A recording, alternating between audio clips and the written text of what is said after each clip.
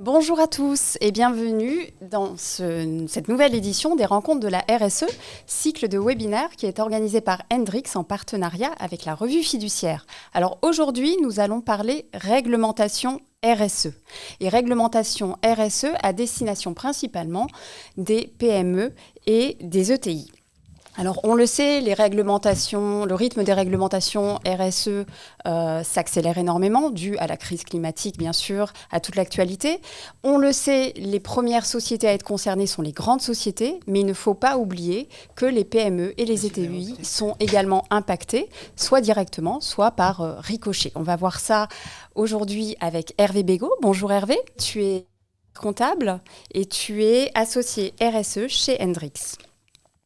On va passer ensemble 45 minutes donc de conférences sur cette thématique, puis de questions-réponses. Alors, à vous qui nous regardez, je vous engage à noter toutes questions qui vous viendraient à l'esprit lorsque Hervé fera sa présentation. Et n'hésitez pas à m'envoyer vos questions.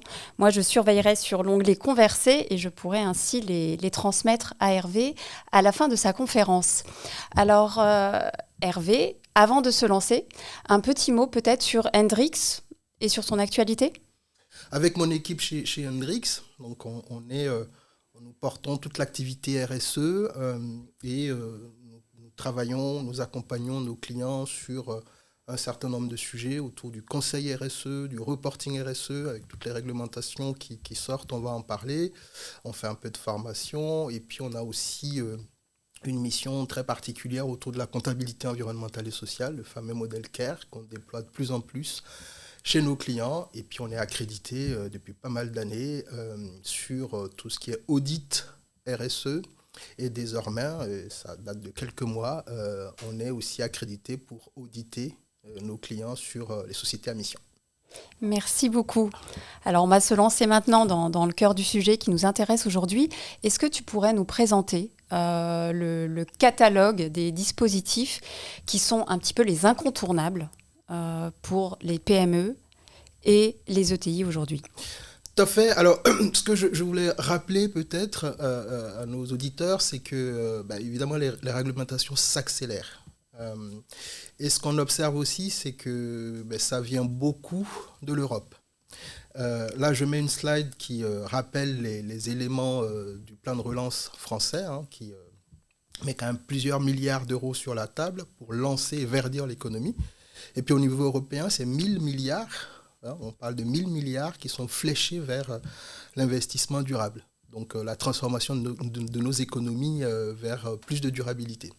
Donc ce qui fait que la Commission européenne lance beaucoup de chantiers au niveau réglementaire. Donc je vais en parler très rapidement, qui tournent autour du reporting principalement. Et puis il y a d'autres dispositifs au niveau franco-français qu'on abordera aussi. Ce que je veux rappeler par rapport au chantier, au New Deal qu'a lancé l'Europe, c'est qu'il y a plusieurs sujets. Donc là, j'ai mis les 10 points, les 10 objectifs du plan d'action pour verdir l'économie. Donc l'objectif étant, comme je le disais en préambule, de flécher les investissements vers plus de durable. Donc vous voyez, là, je vous mets quelques éléments, enfin les 10 points qui sont concernés par ce chantier. Et puis, les deux que je vais plutôt traiter ici, c'est le point sur la taxonomie verte européenne, je dirai pourquoi, et surtout le point sur le CSRD, donc on va en parler, donc le fameux reporting de durabilité. Et puis il y a d'autres chantiers, bien sûr, sur l'économie circulaire, sur la notation, dont on parle beaucoup en ce moment. Et puis je ferai un focus sur les PME, TPE, et pourquoi elles doivent se préparer, parce que de façon directe ou indirecte, elles sont de plus en plus concernées. Peut-être pour le premier point, la DPEF, qui deviendra dans les prochains mois le Corporate Sustainability Reporting Directive, donc le fameux CSRD. Que nous dit la DPEF? À l'heure où je vous parle, on est encore dans la DPEF, la fameuse déclaration de performance extra-financière, qui concerne les entreprises principalement qui font plus de 500 salariés elles ne sont pas cotées ou 100 millions de chiffre d'affaires. Et si elles sont cotées, c'est 20 millions de total de bilan, 40 millions de chiffre d'affaires et 250 salariés. Donc la DPEF, grosso modo, existe depuis 2017, depuis la transposition de la directive européenne. Et ce qu'elle nous dit, ce qu'elle a apporté, c'est une meilleure structuration du reporting et un rapprochement du reporting à l'activité, aux sujets principaux, ce qu'on appelle la matérialité, aux enjeux principaux qui touchent à l'activité de l'entreprise. Donc le fameux modèle d'affaires. Donc on demande dans le reporting d'expliquer à travers l'activité, à travers le modèle économique de l'entreprise, les impacts, les sujets, les enjeux RSE qui sont traités par l'entreprise. Donc pour ça que l'exercice de présenter ce qu'on appelle une analyse de matérialité ou une analyse de risque devient quelque chose d'important dans ce dispositif-là. Et l'analyse de matérialité, c'est quoi ? C'est définir les enjeux principaux en interrogeant les parties prenantes. C'est le croisement entre les attentes de l'entreprise et les attentes des parties prenantes pour en dégager les quelques enjeux clés que l'entreprise doit traiter prioritairement. Dans le reporting, on attend aussi que l'entreprise nous en dise plus sur la politique qui est engagée et les résultats de ces politiques. Donc, en utilisant bien sûr des KPI, des indicateurs clés de performance, pour nous donner un peu la trajectoire d'année par année de ce qui se passe dans l'entreprise. Et ça, ce n'est pas une nouveauté, puisque c'était déjà le cas pour le reporting qui existait avant la DPEF, c'est cette fameuse obligation de faire auditer le reporting par un organisme tiers indépendant, les fameux OTI. Alors, je vous parlais de CSRD, ça va être l'évolution à venir. Donc on attend, les dates ont été, l'échéance a été repoussée d'1 an à nouveau, mais grosso modo, ça va concerner le même scope que les entreprises cotées aujourd'hui pour la DPEF. Donc en gros, ça va toucher toutes les entreprises, et je dis bien toutes les entreprises, parce que les SAS étaient exclus dans la DPEF. Aujourd'hui, les SAS, normalement, seront intégrés, sauf coup de théâtre dernière minute, mais c'est prévu comme ça. Donc deux des 3 seuils qui sont affichés là, donc 250 salariés. Alors le seuil de 250 salariés est un seuil qu'il faut absolument regarder, c'est le premier point. Et ensuite, viennent se rajouter un des 2 seuils qui arrivent après, 20 millions de total de bilan et 40 millions de chiffre d'affaires.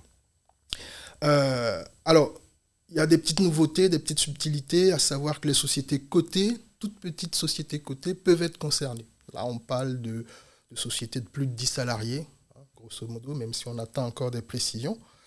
Et puis, il y a aussi un décalage possible pour ces fameuses sociétés cotées, ces PME cotées, jusqu'en 2028. Mais on va y revenir. Il y a certaines filiales qui sont exclues, notamment quand elles peuvent démontrer que le reporting est porté par la société mère. C'est-à-dire que si on trouve les éléments attendus de cette filiale dans le reporting de la mère, elle peut justifier une exclusion et donc ne pas s'adonner à cet exercice de reporting. Il y a aussi quelques points qu'il faut savoir, c'est qu'on attend un peu plus d'exigence en termes de détails dans le rapport. Donc, tout ce que j'ai dit pour la DPEF continue pour le CSRD, mais il y a quelques éléments, c'est qu'on vient préciser les indicateurs, les fameux ESRS, mais ça on va y revenir. Et les indicateurs, pourquoi on les précise mieux avec des thématiques très claires, c'est l'Europe veut essayer d'arriver à une forme de comparabilité entre les reportings, ce qui manque aujourd'hui dans les dispositifs qui sont présentés par les entreprises. L'exigence d'audit est toujours présente, et puis par contre, on risque d'avoir les commissaires aux comptes un peu plus présents sur cette brique-là de reporting, voire même avoir un rôle principal à jouer. Autre élément important, c'est que le reporting concerne les sociétés qui n'ont pas leur siège en Europe. Dès lors qu'elles font une activité, elles ont un chiffre d'affaires supérieur à 150 millions d'euros. Donc ça, c'est quand même quelque chose de nouveau. Donc vous n'êtes plus obligé d'avoir votre siège en Europe pour être concerné, donc, dès lors que vous atteignez ce seuil. Donc quand vous êtes filiale de groupes non européens, justement, vous devriez communiquer dans une partie dans une section particulière du reporting les informations sur la mer. Puisque ce n'est pas la mer qui fait le reporting, mais vous devez donner quelques éléments complémentaires sur la mer. Donc voilà, je vous le disais en préambule que les PME côté, ici on vous dit entre 1 ou 2 millions, les seuils ne sont pas encore très, très, très précis, mais on parle des toutes petites sociétés cotées, peuvent demander un report d'application jusqu'en 2028. Mais les autres, notamment ceux qui sont concernés aujourd'hui par la DPEF, devront produire ce reporting en 2024 avec une publication en 2025. Donc en gros, c'est publication en 2025 au titre de 2024. Et puis pour les sociétés, la brique de plus de 250 salariés qui vient se rajouter, donc qui ne sont pas les sociétés cotées aujourd'hui, vont être concernées en 2026. Donc par rapport à ce qu'on disait il y a quelques mois, il y a un report d'1 an, grosso modo. Et donc toujours ces fameux PME qui peuvent avoir ce report jusqu'en 2028. Voilà pour le CSRD, la DPEF. Très rapidement sur la taxonomie verte européenne, puisque on est à peu près dans le même scope d'obligations. Enfin, les seuils, les entreprises concernées sont à peu près les mêmes. Là, je vous donne un peu la trajectoire du dispositif taxonomie verte, comment ça a évolué de 2020 jusqu'en 2022. Ce qu'il faut retenir, c'est que aujourd'hui, en 2022, donc, les premières sociétés ont fait l'exercice de reporting au titre de l'année d'avant, que l'obligation concerne 2 objectifs. On va y revenir parce qu'il y en a 6 en tout qu'il faut adresser, la taxonomie verte européenne, 6 objectifs environnementaux. Et les 2 qui sont concernés par les premiers reportings sont les 2 objectifs climat, donc atténuation sur le changement climatique et adaptation au changement climatique. Donc voilà, hormis ça, ce qu'il faut surveiller, et ça a été présenté en février 2022, c'est qu'il y a d'abord le gaz et le nucléaire qui a été introduit dans les activités. Alors notez qu'il y a 90 activités en tout, dans ce qu'on appelle la taxonomie verte européenne, qui vont être concernées, qu'on va devoir analyser pour voir la part verte des activités de l'entreprise d'une manière générale. Donc, en février 2022, il y a quand même eu un acte délégué, je ne sais pas si je le précise là, mais on est en train d'annoncer la taxonomie sociale, qui n'est pas encore actée. Donc ça, il faut se le noter parce que c'est quelque chose qu'on va avoir. Parce que la taxonomie dont on parle ici concerne l'environnement uniquement. Donc voilà les 6 objectifs que je citais tout à l'heure. Les 2 premiers qui sont enclenchés et puis les 4 autres qui vont suivre assez rapidement. Donc c'est imminent. Donc on parle de l'utilisation et la protection des ressources aquatiques et maritimes, la transition vers l'économie circulaire, protection contre la pollution et puis évidemment un sujet très important, la biodiversité. Donc ce qu'on demande aux entreprises, et je ne vais pas détailler plus, parce que c'est des sujets qu'on va y revenir dans d'autres webinaires plus précisément, ce qu'on demande aux entreprises dans la taxonomie verte européenne, donc c'est d'arriver à déterminer lesquelles des activités sont éligibles à la taxonomie verte européenne. Donc là, il faut regarder dans l'acte délégué, il y a des critères techniques qui permettent d'aller voir si on est dans les clous, si on est concerné ou pas. Et une fois qu'on a l'éligibilité, c'est de se poser la question de l'alignement aux fameux objectifs environnementaux. Pour l'instant, comme je le disais, il y en a 2, donc sur le climat. Et puis, il faut faire tout ça en essayant d'expliquer à travers 3 indicateurs clés de performance, que sont le chiffre d'affaires, les immobilisations et les dépenses, donc les CAPEX, les OPEX. Donc, essayer de montrer à travers ces 3 indicateurs clés de performance, la part verte des activités durables. Donc, grosso modo, c'est ça le dispositif taxonomie. Les seuils sont les mêmes, peu ou prou, que la DPEF. Aujourd'hui, sont concernées les entreprises qui font 500 salariés, mais le total du bilan, 20 millions, 40 millions de chiffre d'affaires. Et puis, dès qu'on aura le CSRD, on devrait avoir un alignement donc des seuils autour de 250 salariés, sachant que la taxonomie doit être reportée en même temps que le CSRD. Donc voilà sur la taxonomie verte européenne. J'en parle ici parce on est vraiment dans des seuils qui baissent, 250 salariés. Un mot rapidement sur un autre dispositif qui va animer les entreprises dans les prochains mois, et là, même les toutes petites, qui font le choix d'être société à mission, et on en voit beaucoup arriver chez Hendrix, et c'est une bonne chose. Pour rappeler d'abord que c'est un dispositif qui est né de la loi Pacte. Donc on l'a dit suffisamment, c'est né du fait que dans le Code civil, on a changé l'objet social d'une entreprise, donc l'article 1833, en disant les objectifs. L'entreprise, c'est l'adressage d'objectifs financiers, mais aussi deux autres catégories d'objectifs qui sont les objectifs environnementaux et sociaux. On a aussi institutionnalisé la notion de raison d'être, donc dans l'article 1835 du Code civil. Donc l'entreprise peut avoir une raison d'être, et l'exprimer. Et puis on a sorti le statut de société à mission.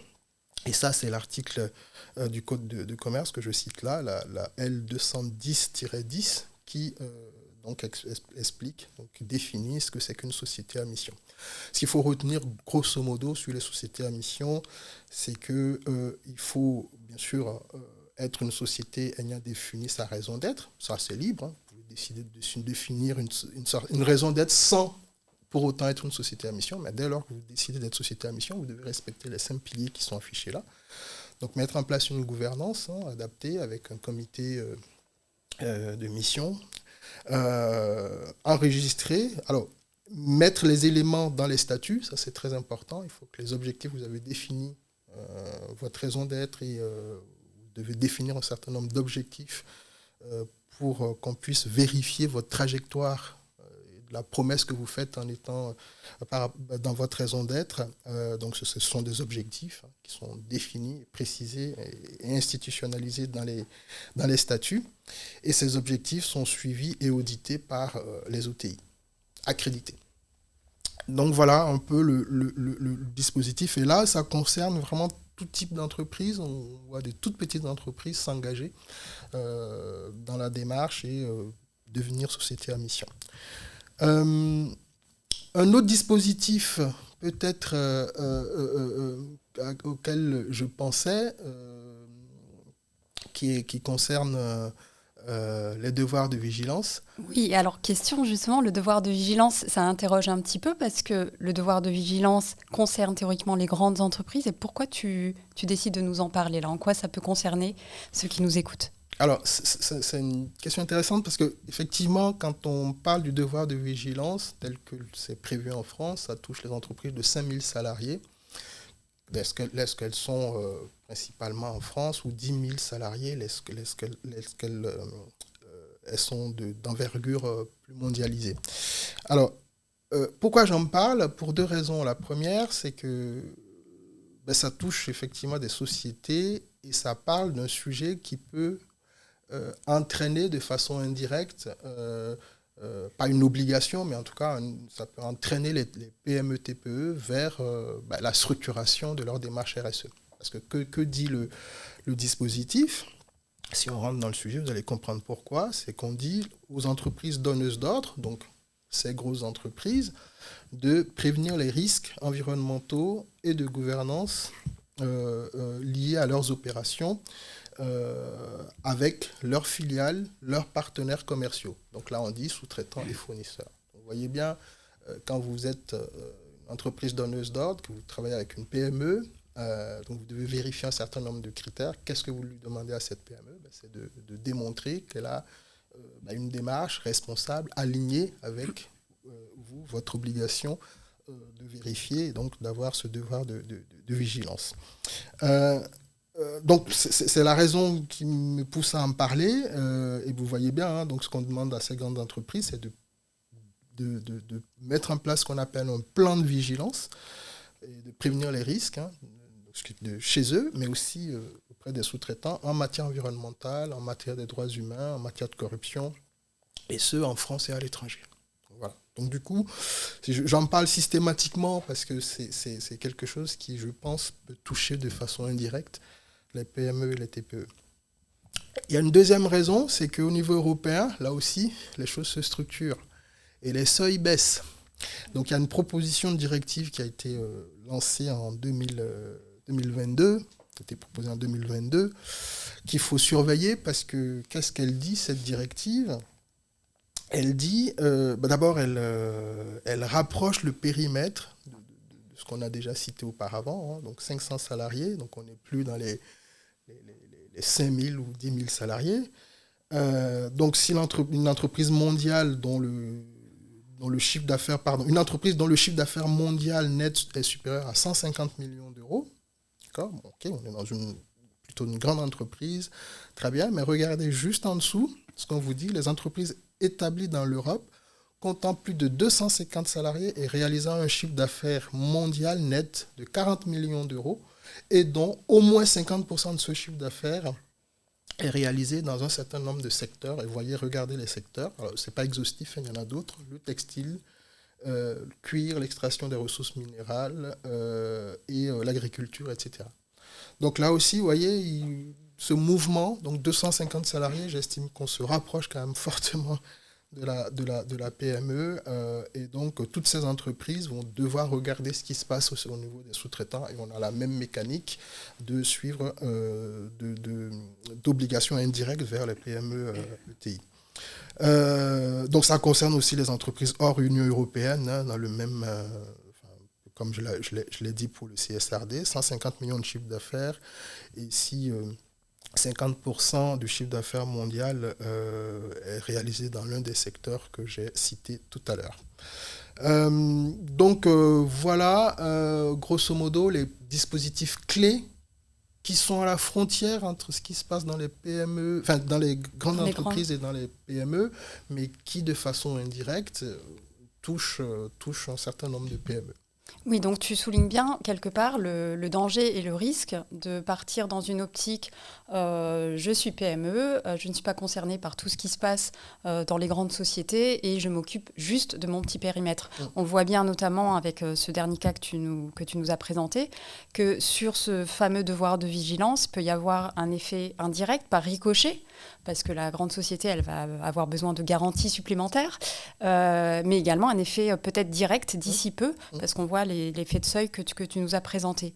Est-ce qu'il y a comme ça d'autres dispositifs où en tant que PME et ETI, il faut justement, sans faire de jeu de mots, avoir un devoir de vigilance et regarder de près ce qui se passe? Alors, j'ai sélectionné quelques dispositifs comme ça. Évidemment, il y en a beaucoup d'autres.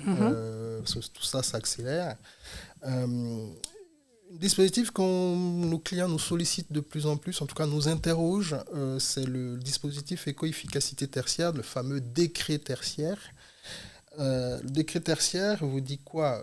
Ça a été promulgué en 2019, hein, le décret d'application en juillet 2019. L'objectif visé par le législateur, c'est d'accompagner la transition vers une baisse des consommations d'énergie. Donc de façon progressive, mais dans les bâtiments dits tertiaires. Donc on parle quand même d'objectifs assez ambitieux, hein, 60% d'énergie finale de réduction d'ici à 2050. Alors, donc, ce que demande le décret tertiaire, donc, c'est de réduire. Alors, il y a deux possibilités, hein, soit vous réduisez avec les pourcentages qui sont affichés là, 40% d'ici à 2030, 50% d'ici à 2040, 60% d'ici à 2050, en partant d'une année de référence que vous choisissez, mais qui ne doit pas être antérieure à 2010. Ou alors, vous choisissez un niveau de consommation qui est fixé dans la même trajectoire, mais qui est en valeur absolue. Pas besoin d'avoir cette trajectoire. Vous fixez l'objectif à une date donnée, et puis vous suivez vous mettez en place les plans d'action pour y arriver. Mais l'obligation, elle va vous concerner si vous avez des activités tertiaires qui ont lieu dans des bâtiments dont la surface est supérieure à 1000 m². Donc que vous soyez les propriétaires, sont assujettis les propriétaires et les locataires de bâtiments dont la surface dévolue à des activités tertiaires est supérieure à 1000 m². Donc ça concerne les bâtiments administratifs, on parle même des piscines, des gymnases, etc. Donc il y a un panel assez large d'activités qui peuvent être concernées. Alors, qu'est-ce qu'on vous demande avec ce décret tertiaire? D'abord, il y a une échéance. Normalement, c'est le 30 septembre. Donc, c'est passé pour cette année. Mais juste au plus tard, le 31 décembre, vous devez avoir fait votre déclaration initiale. D'accord? Et la déclaration initiale, vous faites sur une plateforme qui est opérée, sans mauvais jeu de mots, par l'ADEME, qui s'appelle la plateforme Opérate, justement. Et donc, dans cette plateforme, vous devez identifier les sites qui sont concernés par la réglementation, faire un inventaire de vos consommations. Donc, il faut aller faire un bilan énergétique et puis faire le point sur vos consommations, choisir vos années de référence que vous allez indiquer dans la plateforme et vous mettez tout ça. Alors, la question qu'on me pose souvent, c'est oui, mais si je ne fais pas, comme d'ailleurs les autres réglementations. Alors, ce qui est intéressant ici, c'est qu'il y a quand même des sanctions. 1500 € par bâtiment non déclaré, 7500 € par personne morale, donc ça peut quand même vite monter. Et puis surtout, on vous fait le fameux name and shame, c'est-à-dire qu'on vous met mauvais élèves de façon visible sur un site destiné à cet effet qui est géré par l'État. Donc voilà, les sanctions si vous ne faites rien. Je prends un autre dispositif qui là peut concerner monsieur tout le monde. Donc, j'ai choisi d'en parler parce que ça peut quand même avoir un impact, notamment pour les salariés ou autres. C'est le fameux malus poids des véhicules de tourisme. Donc en gros, c'est quelque chose qui est né de la Convention citoyenne pour le climat. L'idée, c'est de dire que au-delà des émissions de gaz à effet de serre, il faut tenir compte du poids des véhicules. Et en fonction du poids, on a aussi une incidence sur les émissions de gaz à effet de serre, notamment. Et donc, qu'est-ce qu'on vous dit? Si vous avez un véhicule de plus de 1,8 tonne, donc de 1800 kg, donc vous payez un tarif par kilogramme supplémentaire, et ça à compter du 1er janvier 2022. Alors oui, point, bien sûr, ça peut pas être évident, mais c'est bien de le préciser, les véhicules utilitaires, on voit bien la difficulté, sinon, sont exclus du dispositif. Il y a d'autres exclusions qu'on va voir un tout petit peu plus loin. Donc voilà comment ça se passe. Donc vous avez, jusqu'à 1800 kg, vous ne payez rien. Au-delà, vous commencez à payer un tout petit peu, palier par palier, comme c'est présenté là. Et puis, c'est plafonné à 40 000 €. Et attention, en 2023, le plafond va monter. Donc, vous pouvez être taxé à hauteur de 50 000 € sur ce dispositif. Donc, ce n'est pas neutre quand on a plusieurs véhicules, etc. Il y a quelques exclusions qu'il faut surveiller. Donc, vous regardez dans le support, mais globalement, tout ce qui est véhicule, évidemment accessible en fauteuil roulant, les véhicules électriques, bien sûr, parce qu'on veut encourager tout ce qui est véhicules électriques, hydrogène, les véhicules qui sont acquis par des personnes qui ont une carte de mobilité inclusion, qui sont en mobilité ou en invalidité ou autre. Et puis, si vous êtes parent d'un enfant mineur, vous achetez un véhicule, donc votre enfant a cette fameuse carte d'invalidité, vous êtes aussi exonéré. Donc, on parle aussi des véhicules hybrides. Donc, voilà. Puis, l'autonomie, il faut que ça soit supérieur à 50 km². Vous aurez le support, vous verrez un peu les cas d'exclusion. Donc, en gros, le poids du véhicule est aujourd'hui taxé.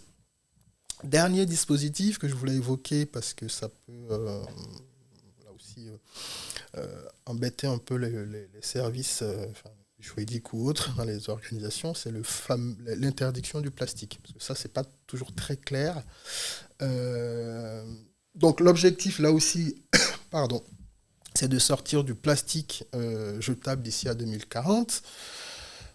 Alors, qu'est-ce qu'on vous dit? Bon, c'est déjà le cas, depuis 2016, vous avez pu le remarquer, les sacs de caisse en matière de plastique, même si je me semble qu'il y a eu une petite interruption au moment du Covid, mais l'interdiction reste valable. Les sacs de caisse à usage unique sont interdits. Extension en 2017 de sacs d'emballage qui vous sont donnés à des points de vente, donc sauf quand le sac est évidemment biosourcés, comme on dit. Et puis depuis le 1er janvier 2020, il y a tous ces catégories de plastique qui sont interdits. Hein, quand mettre à disposition des gobelets, des verres, des assiettes jetables, les bouteilles en plastique, et puis même les cotons-tiges, c'est marrant. Coton-tiges en plastique sont également interdits. Alors ça peut avoir l'air comme ça rigolo, mais c'est quand même beaucoup de choses qu'il faut surveiller. Depuis le 1er janvier 2021, ça se rajoute. Donc là, je vous donne des exemples, hein, tout ce qui est Pâques, Picasso. Alors, je ne sais pas ce que c'est que tout ça, mais voilà, c'est très très précis dans la réglementation. Il faut aller regarder, voir en quoi vous êtes concerné. Et puis, alors oui, on parle ici de mise sur le marché des produits fabriqués à base de plastique oxodégradable. Donc c'est des fameux plastiques. Alors, je ne connais pas les subtilités techniques là-dessus, mais globalement, c'est fait à base d'hydrocarbures, mais qui apparemment peut rejeter des particules, une espèce de particules fines qui peuvent avoir des conséquences sur la santé publique. Donc voilà, interdiction aussi de ce type de plastique. Donc, renseignez-vous sur ce que c'est exactement et voir si vous êtes concerné. Et puis, depuis cette année, production d'emballages fabriqués ou de sacs fabriqués à partir de ce type de plastique que je citais tout à l'heure. Et puis, la vente de détail de fruits et légumes sous conditionnement plastique aussi est interdit. On parle de tout ce qui est en dessous de 1,5 kg, sauf pour certains produits. Alors donc, faites attention si vous avez des clients maraîchers ou dans ce type de domaine, ça peut être des choses qu'il faudra les aider à regarder en détail parce que ça peut avoir des conséquences. Donc voilà, je m'arrête là-dessus parce qu'il y en a d'autres. Hein. Donc d'ici, ça va continuer. D'ici 2028, il y aura plein d'autres formes de plastique qui vont être dans le scope. Hein. Donc voilà, et puis c'est des éléments qu'il faudra surveiller. Donc merci, on a fait le tour effectivement donc des obligations, des réglementations, des choses auxquelles on ne pensait pas forcément et où tu nous as bien conseillé de regarder de plus près. Mais parce qu'on aime bien terminer sur une note positive et qui fait un petit peu plaisir, est-ce que dans ton panier, tu as aussi des choses, j'ai envie de dire, qui vont aider les sociétés, les ETI, les PME, des aides peut-être, des subventions? Oui, alors je ne vais évidemment pas être exhaustif, parce qu'il y a plein de possibilités, et ça rejoint ce que je disais en introduction, c'est que tous les milliards d'euros qui sont déversés vers le verdissement de l'économie, c'est aussi des opportunités d'une certaine façon à aller chercher. Faut citer l'ADEME, bien sûr, hein, qui a plein de dispositifs. L'ADEME qui d'ailleurs se plaint de ne pas avoir suffisamment de PME, TPE qui viennent solliciter les aides. Donc ça veut dire quand même qu'on n'est très souvent pas au courant des dispositifs existants. Donc c'est bien pour ça qu'il faut justement regarder, essayer d'analyser. Voilà. Bon, si parmi ceux qui nous écoutent, il y en a qui travaillent dans les métiers de la bouche ou qui ont des clients dans ce domaine, sachez qu'il y a des financements qui sont possibles. Là, c'est quand même intéressant parce que ça touche à la santé, tout ce qui est troubles, ce qu'on appelle TMS, hein, les troubles musculo-squelettiques. Là, on vous aide si vous devez financer un certain nombre de matériaux pour lutter contre des risques de ce type, hein, mal de dos, pour éviter des chutes qui peuvent être dangereuses, etc. Vous pouvez avoir une aide jusqu'à 50% du montant des équipements qui sont engagés. Ça peut monter à 70% sur tout ce que vous faites sur ces mêmes équipements en matière d'analyse, de vérification de la conformité. Donc ça peut être intéressant si vous êtes dans ce cas de figure, dans une politique RSE, d'être accompagné. Donc c'est quand même pas neutre d'avoir 50% financé, voire 70% des études financées. Vous pouvez faire plusieurs demandes. Ce qu'on appelle, on appelle d'ailleurs subvention prévention, avec un minimum de 1 600 euros.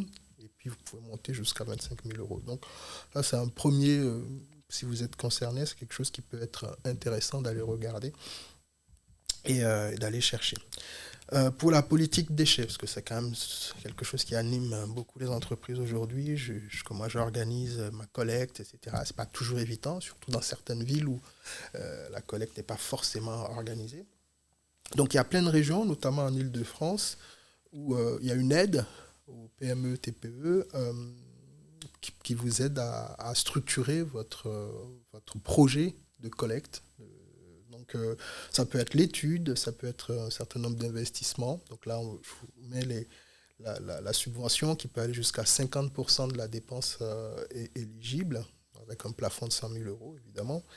Et puis les investissements sur des matériaux un peu lourds, 15% maximum des dépenses. Alors ça, c'est quand même très limité, plafonné à 150 000 euros. Donc sur des équipements un peu spécifiques, ça peut valoir le coup.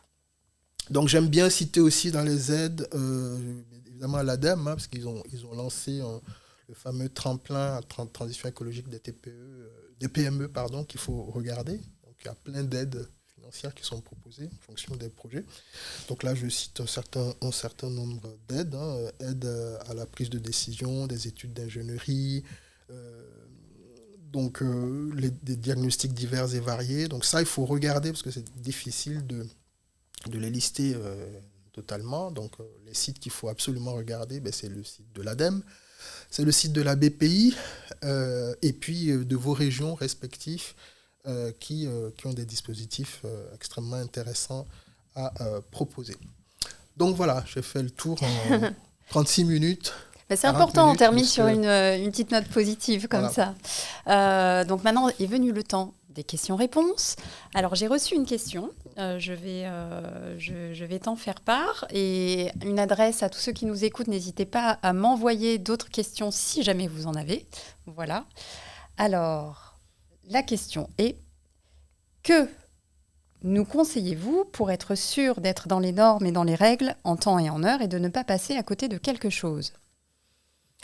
Alors, justement, c'est que il y a plein d'obligations. D'abord, il faut savoir, on a plein de cas chez nos clients qui ont découvert qu'ils ne savaient pas qu'il y avait le décret tertiaire, par exemple, et plein d'autres dispositifs qui découvrent au dernier moment. Il y a un que j'aurais pu citer qui est le bilan carbone simplifié quand on a bénéficié des aides du plan de relance, par exemple. Il y a un bilan carbone simplifié qu'il faut faire. Plein de clients, plein de PME ne sont pas au courant. Et on est quand même dans un seuil de 50 salariés. Donc, ce que je recommande, c'est évidemment de faire un diagnostic, d'analyser en fonction de votre secteur d'activité, de votre zone géographique, de vous adresser à votre expert comptable. Nous, nos équipes, on regarde systématiquement ce genre de choses. Donc, c'est de faire un diagnostic. Donc, en faisant d'ailleurs votre diagnostic RSE, vous pouvez regarder tous les dispositifs qui peuvent exister. Alors, d'abord, les obligations, puis les dispositifs d'aide qui peuvent exister.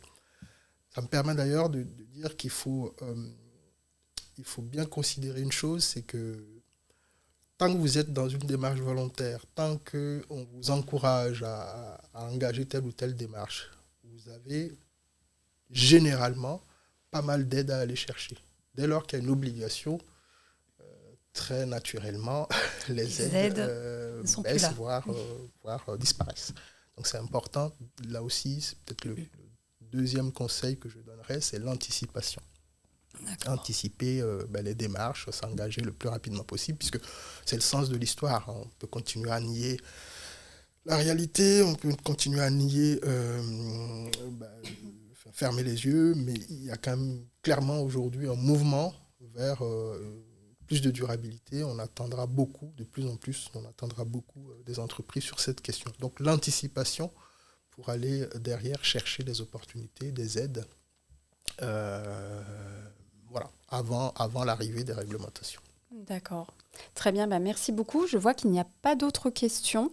Il y a juste une personne qui a levé la main, mais je ne sais pas si ça veut dire question à la clé. Donc, auquel cas, vite nous l'envoyer.